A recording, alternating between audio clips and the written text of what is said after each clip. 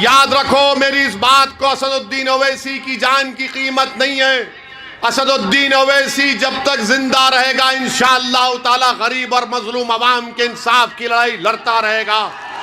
और शायद इसीलिए कि हम सच्चाई और हक को कामयाब करना चाहते हैं, ये बातिल ताकतें हमारी गाड़ी पर गोलियां चलाएं। और शायद इसीलिए ये जानते हैं कि ओवैसी और कुशवाहा मिल गए तो उत्तर प्रदेश में एक इनकलाब बर्पा होने जा रहा है।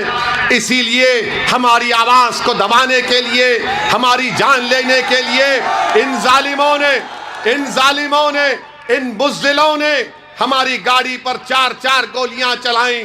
मगर हम इन गोली चलाने वालों को मैं कह रहा हूं, इनके पीछे जो उनके माई बाप है उनको कह रहा हूं, जो दिमाग कार फरमाए उनसे कह रहा हूं, याद रखो मेरा नाम असदुद्दीन है, मैं बुज़दिल नहीं था ना कभी रहूंगा।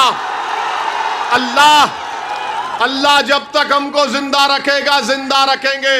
और सुनो बुज़दिलों, असदुद्दीन ओवैसी ने अल्लाह के करम से, अपने बुजुर्गों की दुआओं से, मैंने बातिल ताकतों के तूफान में चिराग जलाने का हुनर सीख लिया हूं और चिराग जलेगा इंशाअल्लाह ताला। अरे हम मिटने आए जमीन में, मिटेंगे। अरे जब हम जमीन पर आए तो इसी जमीन के एक दिन ग़िज़ा बनेंगे।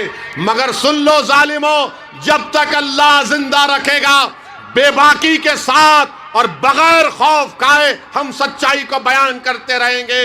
दुश्मन चाहे कोई इख्तिदार की कुर्सी पर बैठने वाला जालिम हो, हम इख्तिदार की कुर्सियों पर बैठने वालों से नहीं डरते, हम जमीन और आसमान के खालिक से डरते हैं। हम किसी देश के प्रधानमंत्री से या मुख्यमंत्री से या अखिलेश से नहीं डरते, हम मखलूक से नहीं डरते, हम खालिक से डरते हैं। और यही चीज उनको पसंद नहीं आती कि आखिर कौन है ये लोग कि हम गोलियां चला रहे हैं और ये पार्लियामेंट में खड़े होकर कह रहा है कि मैं ठुकराता हूं, मुझे सिक्योरिटी नहीं चाहिए, मुझे जेड कैटेगरी नहीं चाहिए, मुझे बराबरी के शहरी का हकूक दो।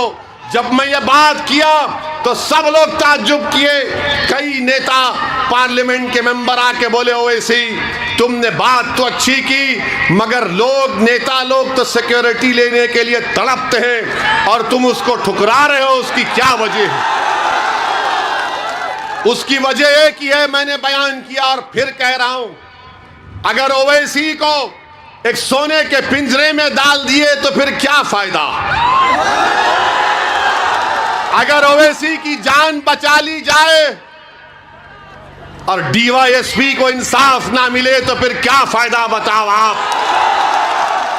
अगर ओवैसी को सिक्योरिटी मिल गई तो वो 22 नौजवान जो CAA का एहतजाज कर रहे थे, CAA के काले कानून के खिलाफ उत्तर प्रदेश में, उसकी मां को, उन बच्चों की मां को जो शहीद हो गए, उनको ओवैसी क्या मुंह दिखाएगा? कि उनकी मां कहेगी कि तुझे सिक्योरिटी मिल गई, मेरे बच्चे की तो जान चले गई। अगर आप जिंदा रहेंगे, आपका घर आबाद रहेगा, आपके घर में बच्चों को इंसाफ मिलेगा, बेटियों का तहफ्फुज़ होगा, इबादत गाहें महफूज रहेंगी, महिलाओं की इज्जत हो गई तो ओवैसी भी इज्जत में इजाफा होगा।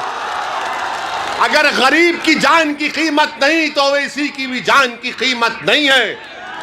मेरी जान किसी गरीब और मजलूम से बढ़कर नहीं है।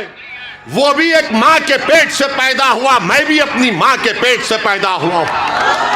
मेरा नाम चाहे कुछ भी हो, मगर आज इस देश में, इस प्रदेश में गरीब की जान की हिफाजत करना है, मजलूम की हिफाजत करना है, कमजोर को ताकतवर बनाना है, जो नीचा है उसको ऊपर उठाना है, हकदार को उसका हक दिलाना है। ये लड़ाई हमारी है, ये लड़ाई हमारी। इस बात को आपको समझना है मेरे अजीज दोस्तों और बुजुर्गों। आज आप देख रहे हैं कि आज उत्तर प्रदेश में